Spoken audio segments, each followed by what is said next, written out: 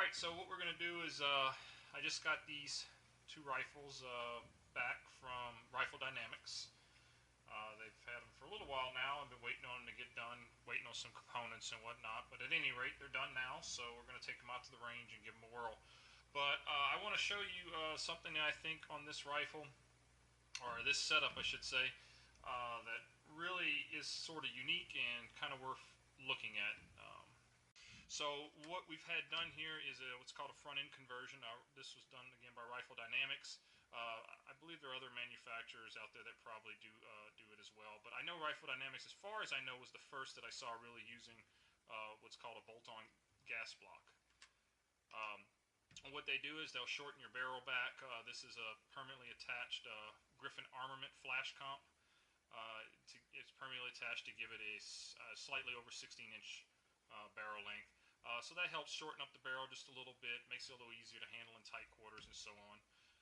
The bolt-on gas block here combines your front sight and your gas block into one, and this is a relatively lightweight unit. What that does is that removes Rifle Dynamics says about a pound. I'm not sure, I haven't weighed it, but it does remove a noticeable portion of the weight off of the front end of the rifle. And what that helps you do is you can stay in a ready position for longer and not fatigue, and also when transitioning from target to target and simply moving the rifle around, transitioning from targets is faster because lighter weight allows you to get the gun moving quicker and stopping quicker. So this is actually a really nice modification. You really can't appreciate it till you handle the rifle, and then you'll really actually feel the difference it makes compared to a standard model. In addition to that, this is just an MFI barrel mount. It's just a simple clamp-on Picatinny rail mount. I use this to mount lights. This is actually a pretty unique feature. This is the KOP optics mount from Saberworks, and what this does is replaces your rear sight block with it's its own integrated system, and it has sort of a dovetail mount. And this portion here, you can see is actually black.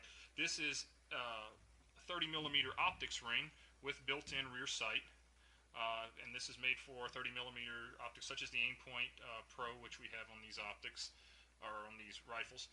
And this is actually a really interesting system. By removing that block and replacing it with a self-contained unit, you get an extremely durable and sturdy mounting setup, as well as not really adding any additional weight to the rifle.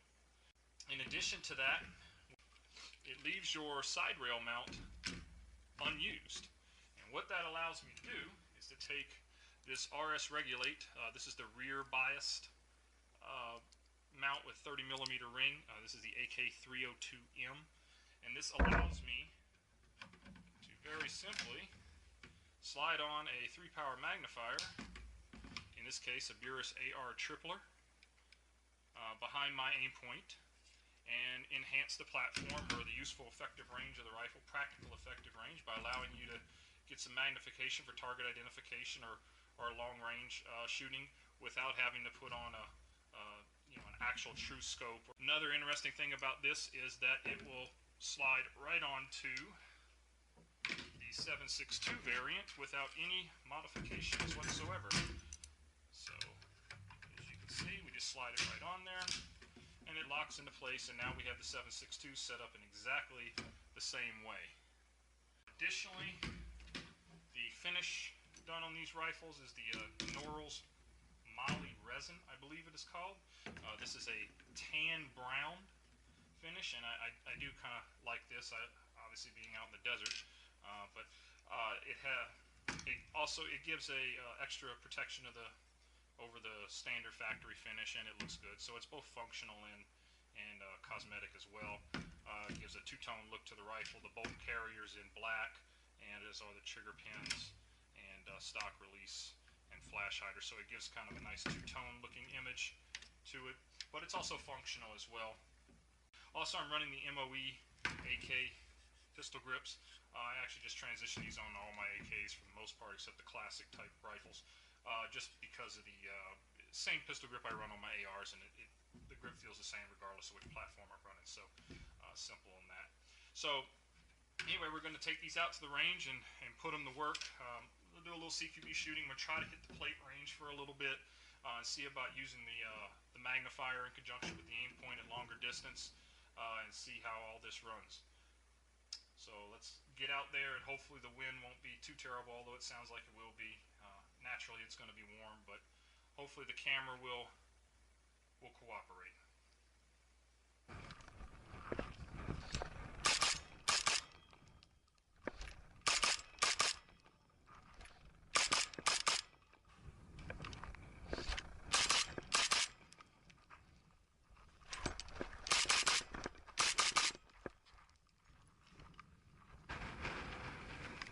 Guys, we're going to give the swirl on the plate range in the wind, about 20-mile-per-hour winds.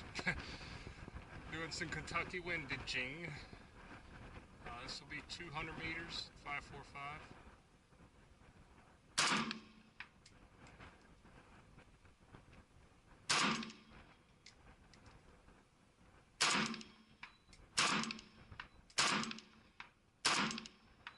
Okay, so you can see 200 meters is no challenge.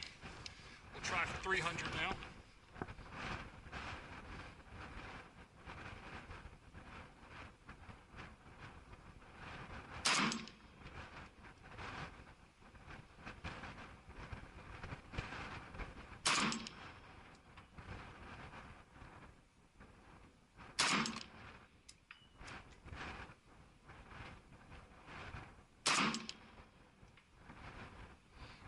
We're nailing at 300.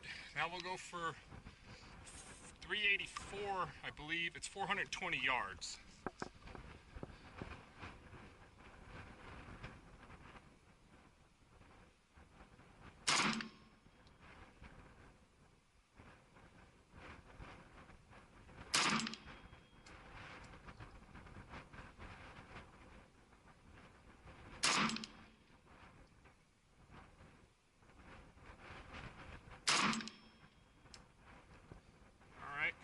It's 3 in a row at 420 yards. Once we found out where to hold, no problem keeping them on there. The hard part, obviously, is dealing in this wind. And of course, I'll have to go out at distance. I'll probably do that another time and actually put this on paper and see exactly where my holds are. But that was 220 yards, 330 yards, and 420 yards. I believe that's a 12-inch plate at 200. 14 or 16 at 300 and the same at 420. So we're well within a torso all the way out to 420 yards. Alright guys, we're out of ammo now, so looks like that's going to be it for the day. The weather's didn't really cooperate all that well, as it never does in the summer between the high winds and the extreme heat. But the range is relatively empty today as a result, so we were able to do that. But hopefully the wind noise didn't make my audio unusable. I did try to mitigate that with some closed cell foam. We'll see how that works out. But hopefully you guys enjoyed this and gave you a look at a platform maybe that you had never seen before. It is a nice upgrade to the Kalashnikov. I think it really does bring it more into the 21st century, more in line with the current AR offerings. Big thanks to Jim Fuller over at Rifle Dynamics and their crew for doing some quality work on the rifle, as well as check out SaberWorks KOP optics mount. This is a very interesting mount if you're building a rifle from the ground up, or maybe even wanting to do a modification like this. And in conjunction with this 3-power magnifier using RS Regulate mount, this really is a very slick package. As you can see, even out here in the 20-mile-per-hour winds, I don't know if you can hear it on camera, we were getting hits out to 420 yards on, I believe, a 16-inch steel plates. So, okay, the wind's going to blow me off the range now, so see you guys next time.